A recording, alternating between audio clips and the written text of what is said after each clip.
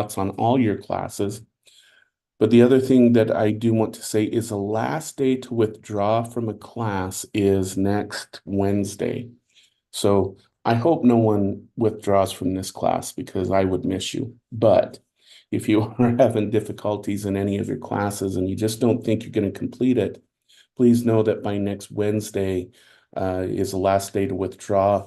And it's always better to withdraw than just accept the not completing the class and receiving an F, because having an F that will affect your GPA. If you do a withdraw, yes, a W goes on your transcript, but it doesn't count towards your GPA. So just some things to keep in mind for some upcoming dates. So just wanted to mention that real quick. All right. So let's go ahead and get into gender and gender identity. As I mentioned, it's really in the early childhood years that children start to develop their gender identity, whether they feel a boy or a girl or somewhere in between. Even studies, for example, on transgender, those are individuals who are born biologically one sex, but inside and everything they feel like the different sex. So a young boy who has the physical appearance of a boy, but feels that he's more feminine or more was meant to be, if you want, these are the terms that have been used, meant to be a girl. This is actually where we even start to see that those propensities start to develop as well. So, um, and why is that? Well, we think it is because this is the period of time when children start to really interact with other children their same age. And so they start to differentiate between boy activities and girls activities, and everything in between. Okay. And we base our gender role largely on the stereotypes of a given society. Okay. So if you're in a patriarchal society, for example, boys tend to be more dominant, more in a lot of ways aggressive. In matriarchal societies, it is the female that tends to be more dominant, and the men tend to be more submissive. So, but the point being, and I think this is a point that needs to be driven, is it's based on stereotypes, not actual being a man or a woman. Because, and a good example is, even though this is changing here in the United States, we see younger generations not being stigmatized as much for this.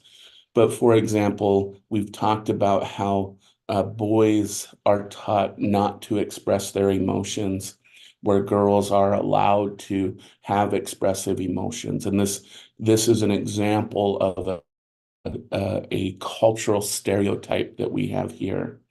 But again, and I think I've already mentioned this in the class before, again, we see these trends starting to change, and that just denotes our change in culture. So there's a couple theories of gender identity. One is the behavioral and social learning. So we go back to, for example, Bandura's famous Bobo doll experiments, where the children watched an aggressive teacher be aggressive with a Bobo doll, and the next day there was a propensity for individuals, children, to be aggressive with the Bobo doll. But there was a difference, and it's an interesting difference when you look at this. Even though the teacher didn't use a play pistol, a plastic pistol or anything to interact with the dolls, the boys were more likely to go get that as a means of aggression versus girls who didn't use. They were still aggressive, but they didn't go and use objects of destruction, as you would say, that wasn't modeled the day before. So you even see this kind of aggressiveness, dominance included in the aggression output. Okay.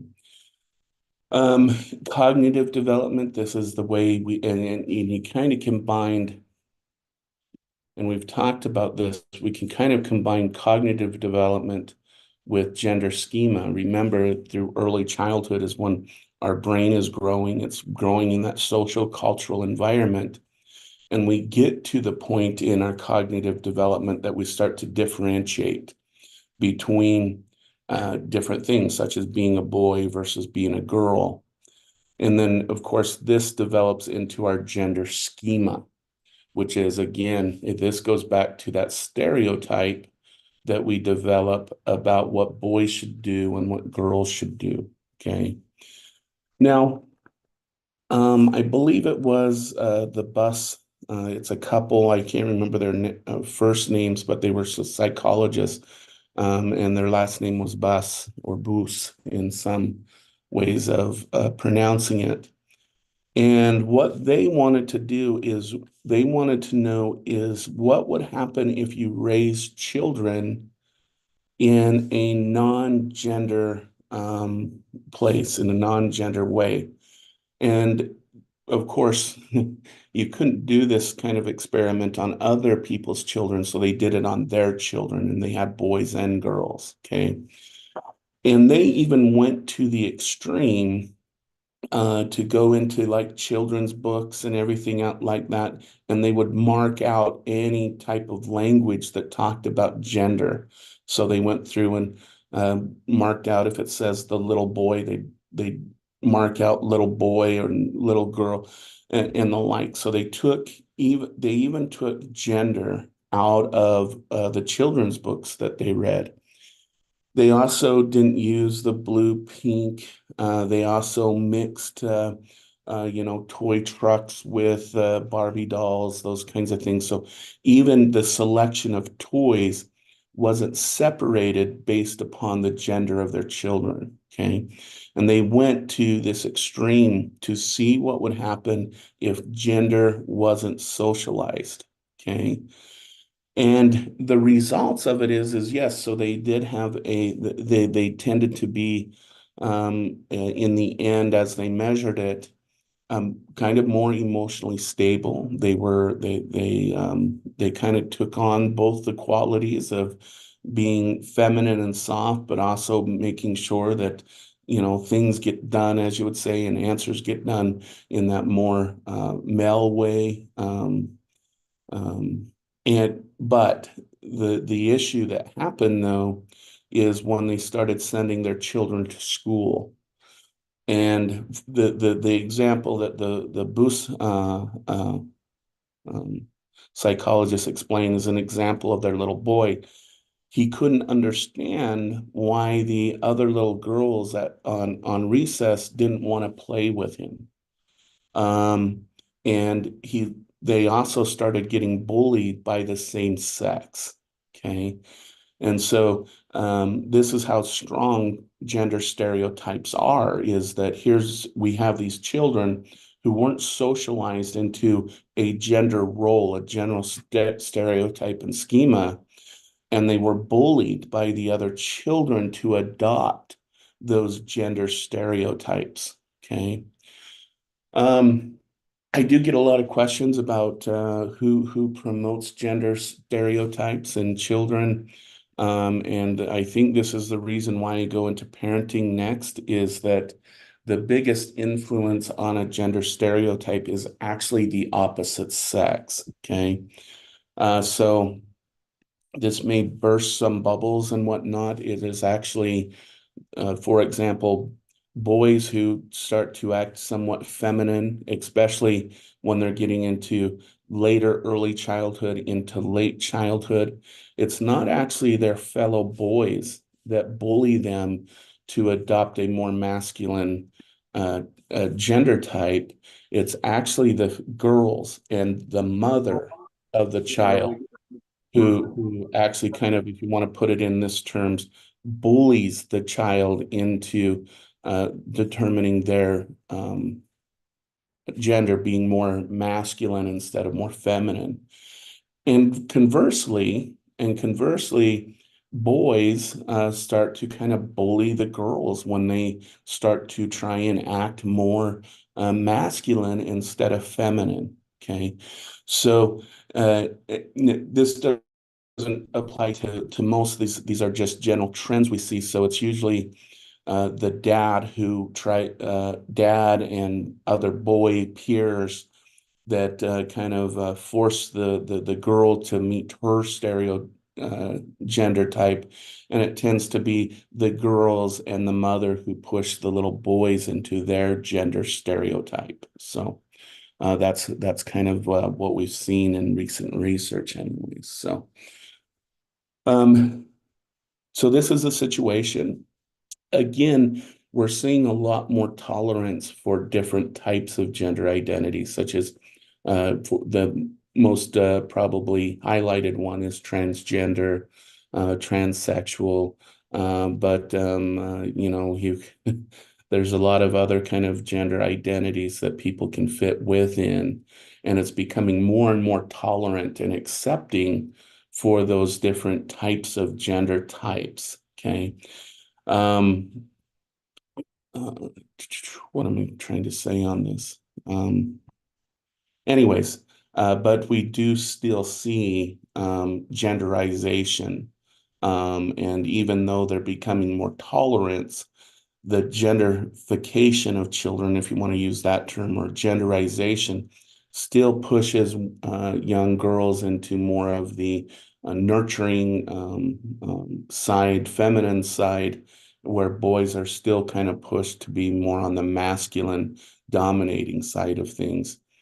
But I just want to emphasize this, we do see some changes in this as our culture starts to shift its ideas, and you've probably seen quite a bit of backlash for this. I think that there was something like, I was told something that it was a ridiculous number. I'm going to say that it was actually over 200. There's over 200 bills going through state legislatures trying to ban, for example, transgender or limit their rights. And so even though we see the culture adjusting, we can still see this pushback and whatnot. And that's usually and typically what happens when a culture is changing. So it's sad, but it's not surprising, is I guess what I would say. Okay.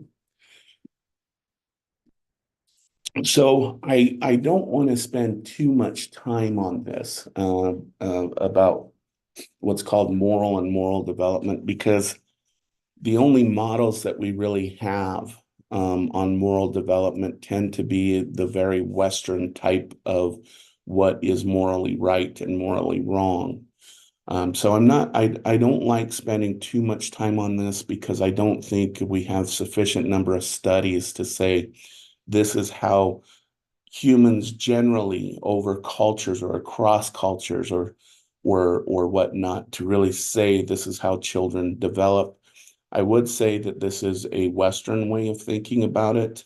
So it does apply to, for example, the Western culture here in the United States and the European cultures, right when you get kind of near Poland and in those areas, but anywhere east of that, we just don't know much about. So I just wanted to point that out.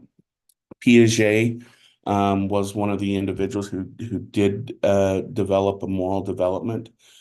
If you remember, Piaget's model of cognitive development does apply across cultures. And then dependent, of course, upon the culture you're in, determines which stage is most successful for that individual given that environment and that place of living. So when I'm talking about Piaget's stages of moral development, I want everyone to keep in mind this isn't universal like his cognitive theory. This is more Western specific.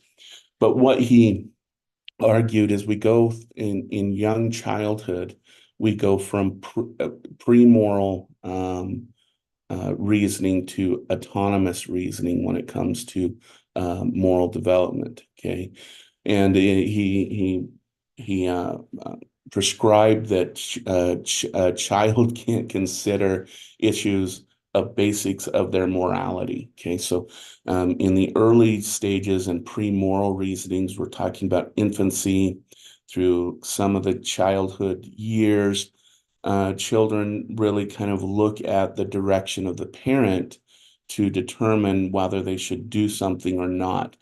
But what Piaget argued is that a child is pretty much amoral, meaning that they're mimicking, in a sense, the actions of the parents, but they may not have an idea of whether it's morally right or morally wrong. Okay.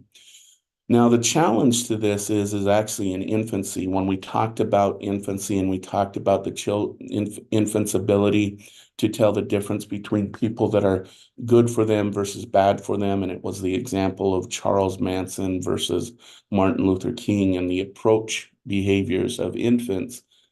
We do know that at least in infancy, knowing between the difference between good and bad tends to be there. But when the child starts learning language and use of words, this is when we believe they go into this pre-moral stage of reasoning, that the ability to kind of tell that difference tends to be something that has to be learned because they have to use a language to understand it. Okay. Heteronomous reasoning, so we're getting through early childhood. We're going to start going into childcare, preschool, um, and kindergarten and first years. This is when the child considers morality dictated by an authority figure. Okay, so there's the introduction of authorities. This really starts with the potty training example. If we go back to Freud's theory, where this is going to be one of the first times that the child obeys really the demands of an authority figure to learn how to control their body. And so this is where children are very susceptible to following mom and dad's directions, the teacher's directions. And what a lot of people who study this is also where children can be very manipulated into understanding who an authority is or not. And then we have this idea of imminent justice. The unrelated event are automatically punishments for misdeeds. Okay. So we start to develop this idea of imminent justice in that there are some events that are unrelated. If two events are unrelated, that's something for automatic punishment for misdeeds. So let me think of an example. A child takes a cookie from a cookie jar, and they get in trouble for that. Okay. And so an unrelated event, let's say taking a toy out of your brother's room and bringing it to your room, even though those events are unrelated, when mom and dad come and find the brother's toy, there's already this assumption that punishment will happen because they took something without permission, based upon the taking the cookie without permission in an earlier event. So we start relating really unrelated events to what we're expecting from the parent or from the caregiver. Eventually, especially when we get into later adulthood and on, is the child is aware of rules and must adhere to them to maintain interactions. And we really think this is a socialization of parents who start to, you have the rules on the refrigerator. But definitely when we get into the formal education years where children they have the rule to sit in their desk and only raise your hand when you have a question or want to talk, those type of rules that you often see on the wall when you go into a teacher's classroom. And so in this situation though, is that they're using these rules to maintain appropriate interaction between others. Okay. It's not necessarily because it's going to lead to punishment or reward. It's they're starting to use their social world to look at a rule and see its importance. Okay. So they're looking at their peers and seeing, okay, the teacher said the rule is that we should be quiet. And here is my fellow student over here that keeps gabbing, and I'm not learning. Okay, I can't hear the teacher. And so they start to see that even though it's not an authority figure telling the child to be quiet, they obey the rule because of the actions the other child is having on them. Okay. So this is kind of his stages of moral development. And as I said, I do caution everybody that this has only been tested specifically in the Western kind of mindset of what moral reasoning develops into. Okay.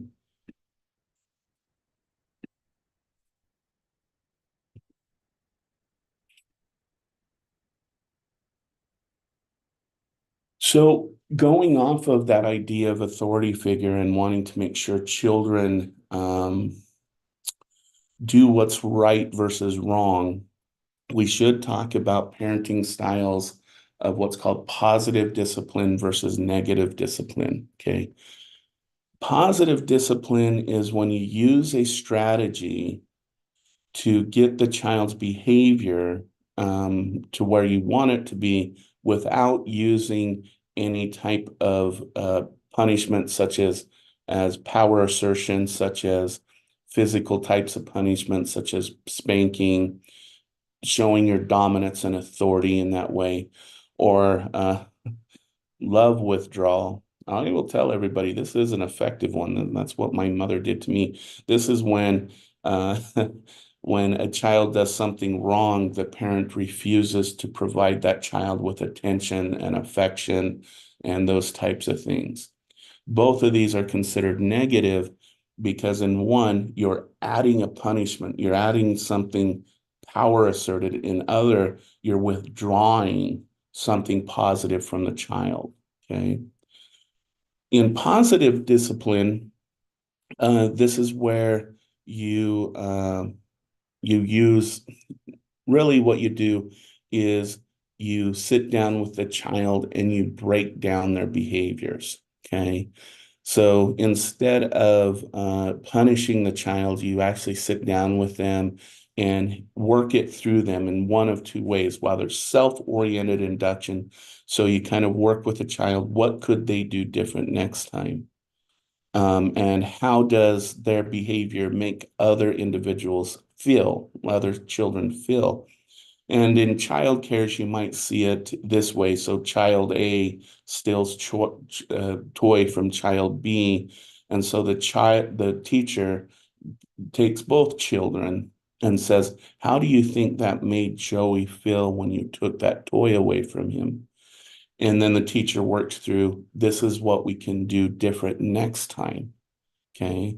And in some cases, they set a little timer and say, when this timer goes off, it's the other child's turn or something like that. Um, and the idea behind this is that you want to maintain a trusting relationship with a child. Okay.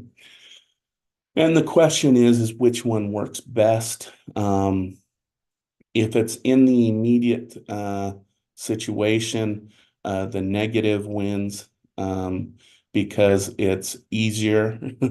um, and and I'm just going to say this on the positive, just this takes a lot of work on the part of the caregiver.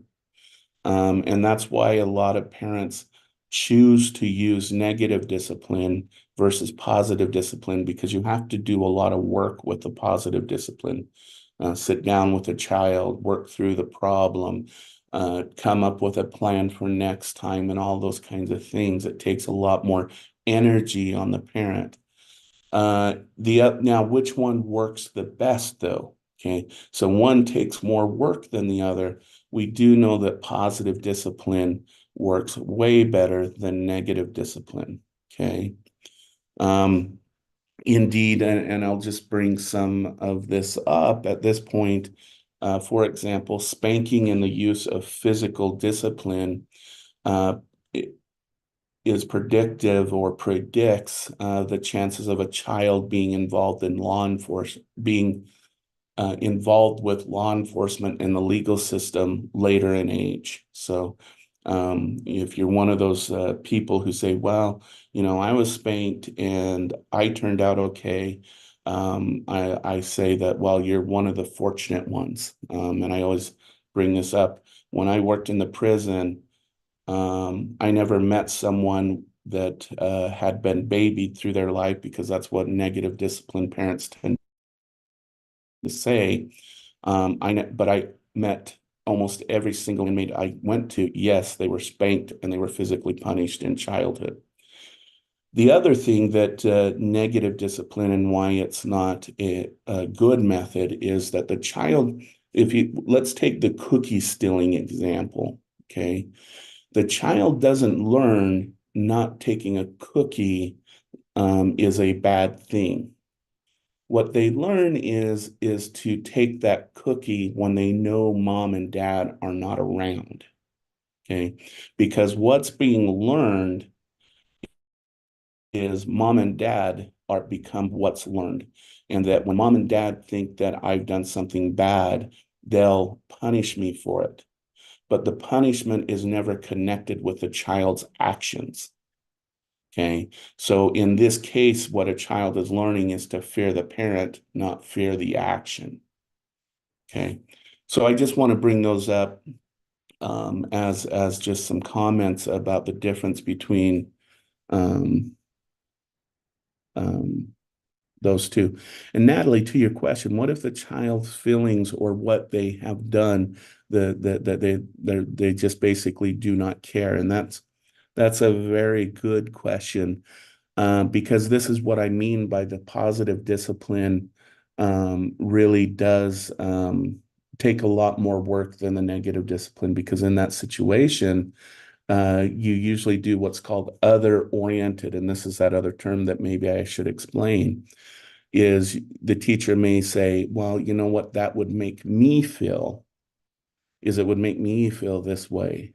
Um, and so using those techniques, and maybe if we have some time, I'll bring in a guest speaker to kind of talk about this in more detail.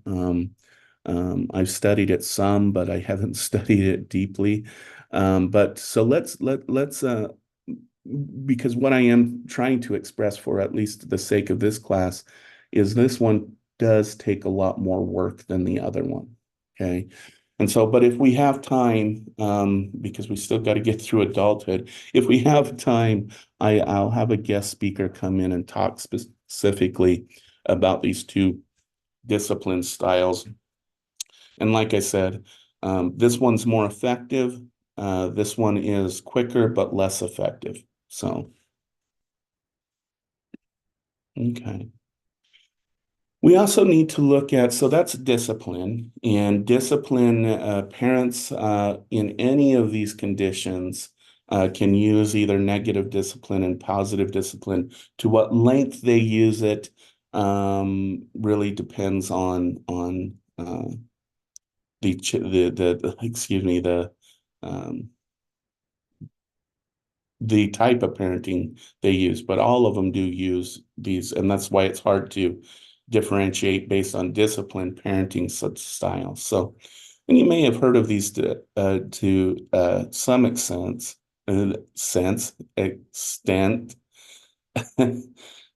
So up here we have acceptance and responsiveness from the parent, meaning that the parent addresses the problem, then they're very accepting of the consequences, about how the child feels about it.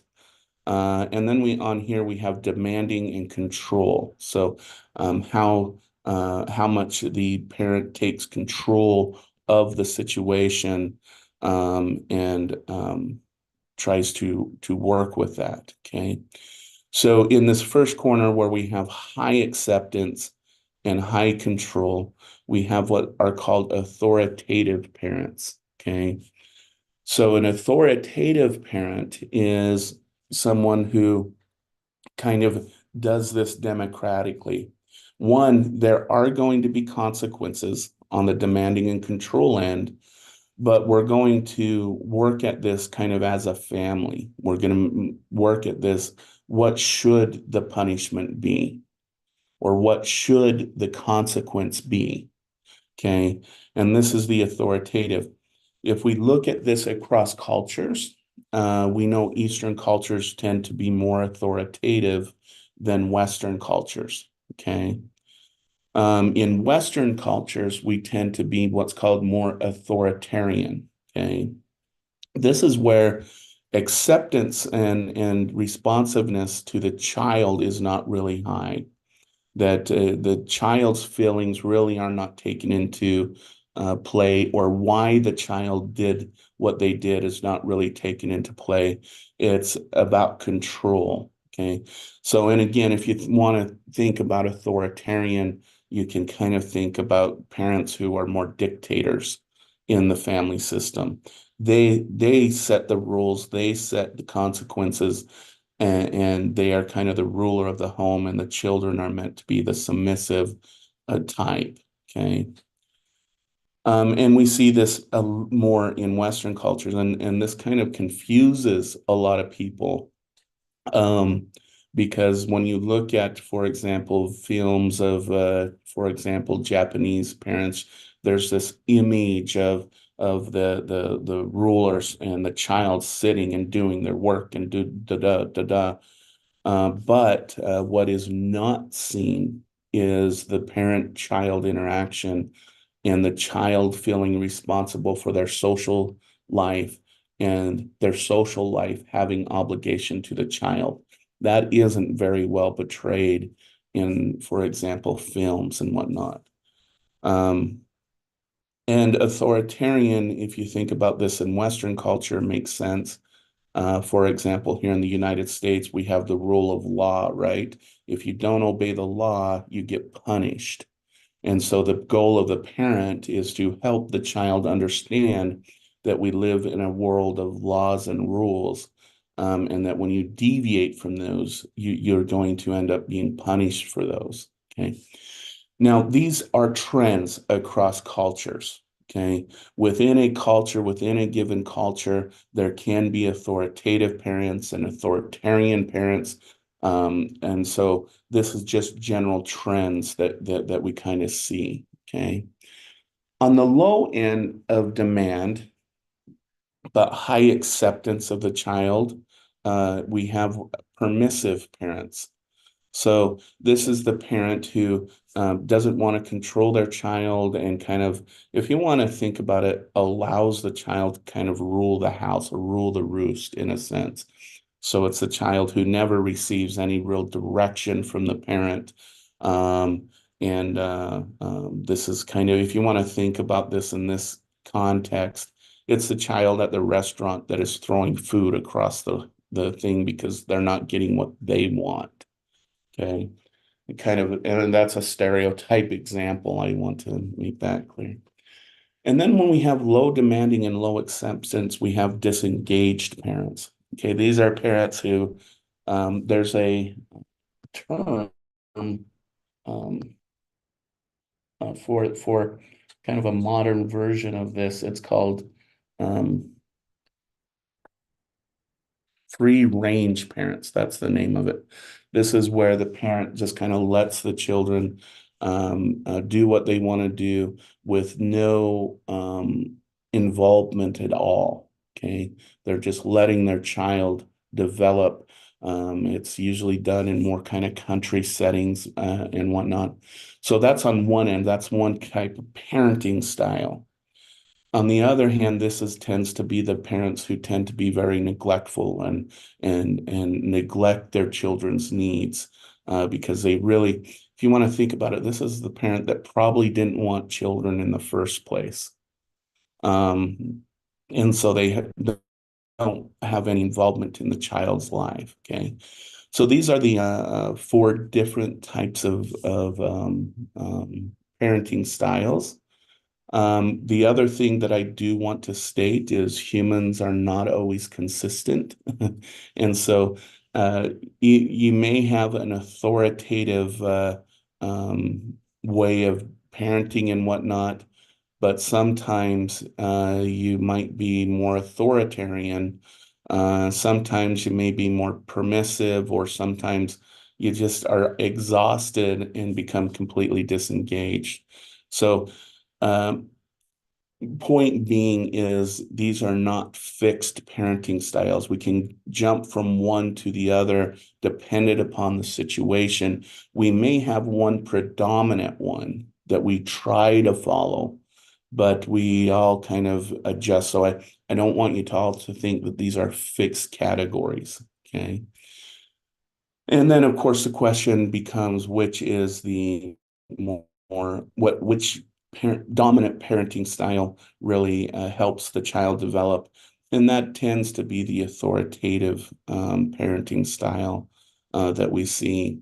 Um, but also, again, it's kind of in a combination. We still need to make sure our children learn that there's laws and rules that we have to follow, and that sometimes you just don't get to negotiate those rules and laws. So those are some things to kind of think about when you think about your own parenting style.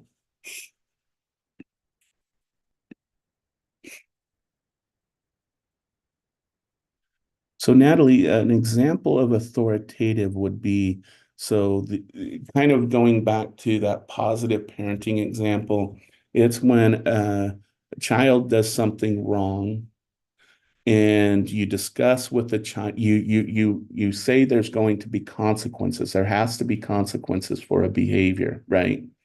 But you negotiate in a sense with the child about what those consequences should be. Okay.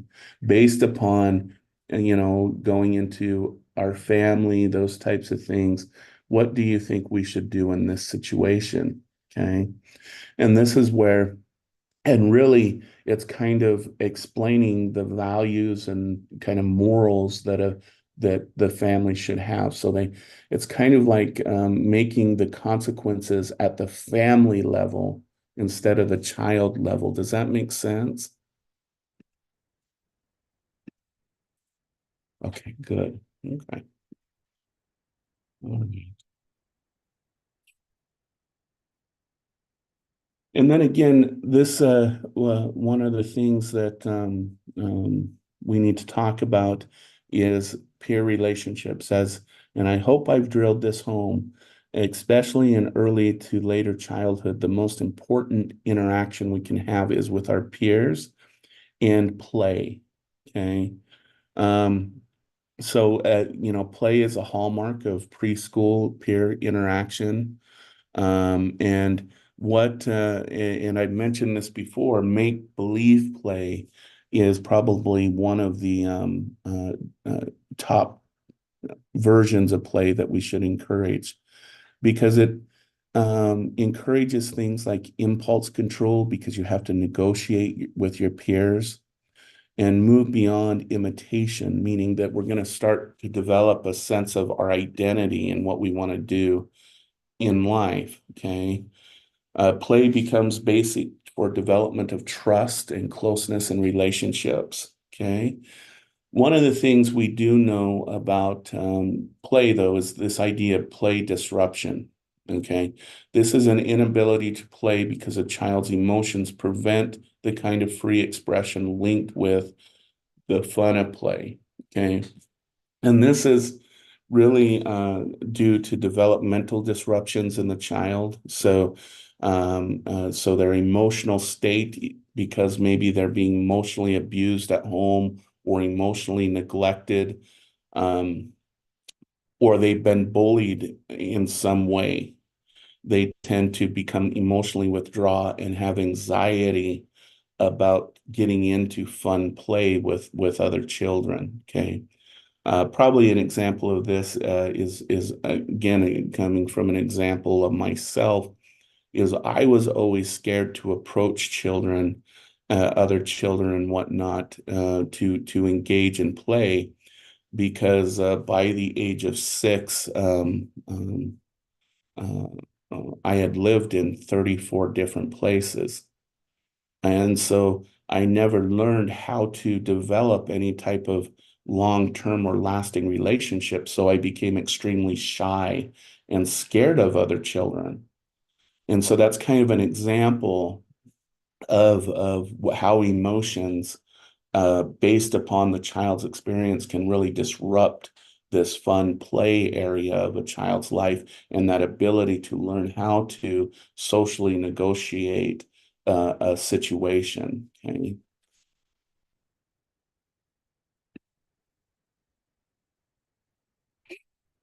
And these tend to be some of the uh,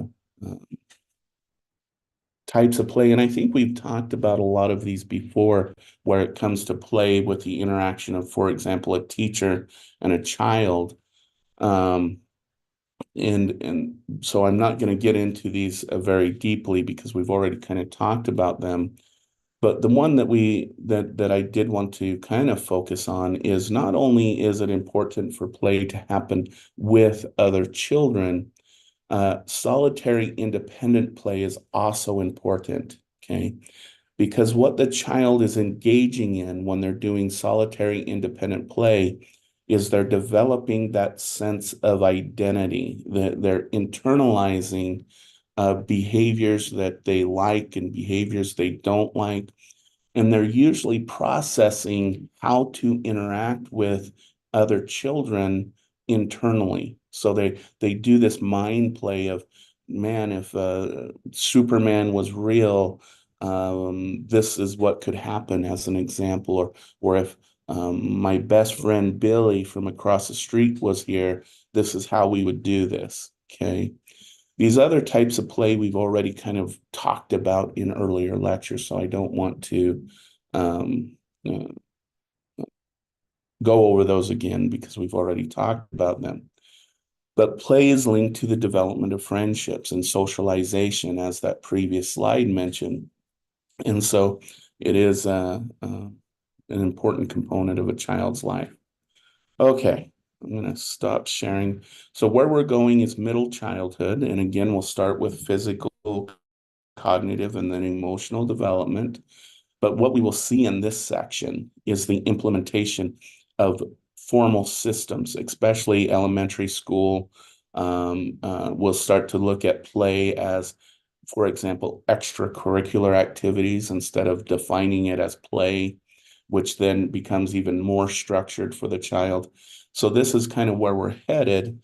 And we'll also start to talk about the puberty years, because as I mentioned in previous lectures, puberty isn't a one and done type of thing. It actually occurs over a 3 to 4 year period, starting roughly around the age of 8. So that's where